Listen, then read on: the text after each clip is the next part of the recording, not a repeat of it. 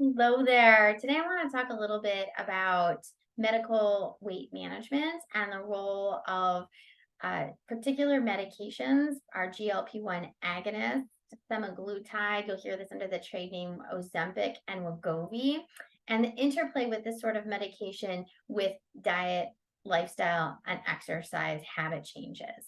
So, first of all, let's talk a little bit about semaglutide and what it actually does in the body.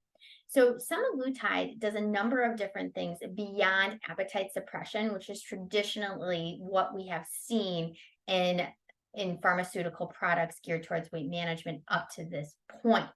I'll get to it. It does decrease your appetite, but it does lots of other things first, and arguably more importantly. So, first off, it is something that is going to increase insulin secretion. We may think, oh my gosh, we don't want too much insulin. Is that bad? No, the interplay between increasing insulin and also decreasing glucagon, which is insulin's counterpart, can actually be really, really helpful in stabilizing blood sugar throughout the course of the day. So, we're seeing lower blood sugars after meals when this takes place. We're also seeing lower blood sugars at fasting time as well. So, right when you wake up in the morning. We also see with semaglutide an increase in the efficiency of beta cell function. So, your beta cells in your pancreas are in charge of making insulin. So, essentially, your insulin making capacities are working so much better, and this can really help to improve insulin sensitivity. So, these medications really make it easier for your body to pick up sugar that is in the bloodstream and get the sugar to the cells to actually be used for energy. The other side of this coin is that uh, semaglutide does decrease gastric emptying. So it slows down how fast your digestive tract works. This can help you feel fuller faster. It also does act on areas in the brain that really makes you not want some of the foods, especially sweets and treats, that you may have craved prior to starting this medication. We're seeing through the step trials, and there's many steps of the step trial, showing really positive results on how this medication combined, this part's so important, combined with diet and exercise and counseling can be really helpful in people and helpful in people losing a significant amount of weight beyond the 5 to 10% that we typically see when people are using diet and exercise alone. The thing that's most interesting to me is the question, how can we help people lose weight and then keep it off? So the step trial, step one of the step trial has a very interesting extended version where it took people off the medication and followed them for an additional period of time to see what happens. At the same time they took them off the medication, they also took the study participants off access to the dietitian and any sort of nutrition counseling and lifestyle support. So these people were allowed to do, these study participants were allowed to do whatever they wanted to do.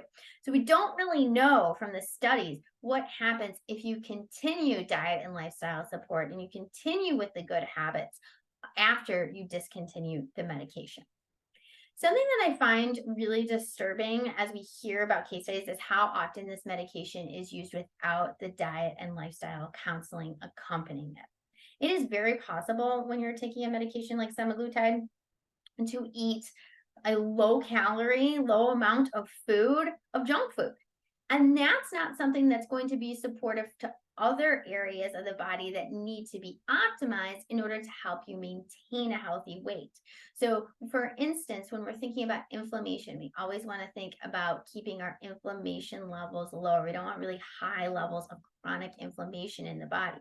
So, if you're walking around and all you're eating are potato chips, your inflammation will probably be higher because of the low quality oils being used, because you're not having the right distribution of nutrients and you're not really in a nourished state. This is going to drive inflammation. When people are taught how to properly nourish themselves and make sure they're getting the right combination of protein, carbohydrates, and fats, this can be super supportive, not only to keeping weight off in the long term, but also feeling nourished and supporting body systems across the board. This is something that is very helpful in preventing a host of chronic diseases. Another thing that I think is really important for us to consider when it comes to the underlying causes, things that can make it more difficult to lose weight and eventually keep it off, is your stress response. How do you handle stress? How does your body physiologically handle stress? This is something we want to think about, and cultivating some really good habits to help you get back into what's known as a window of tolerance when it comes to coping with stress can be incredibly impactful on not only your body weight, but how your body works in general.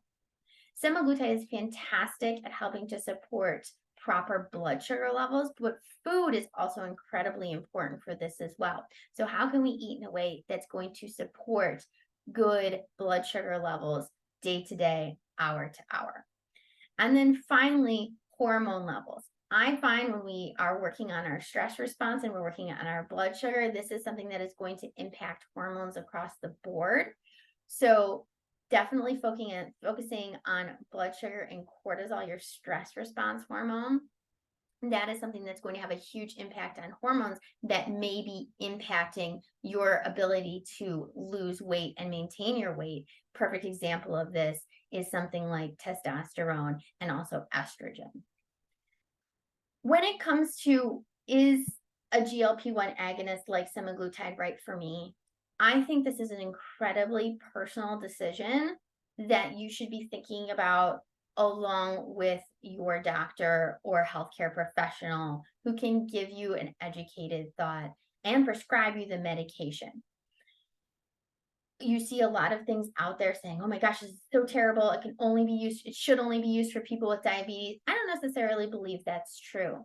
I think that you need to be speaking with your healthcare provider, thinking about what you've done in the past to help you lose weight, and make a smart decision together with your healthcare provider from that place.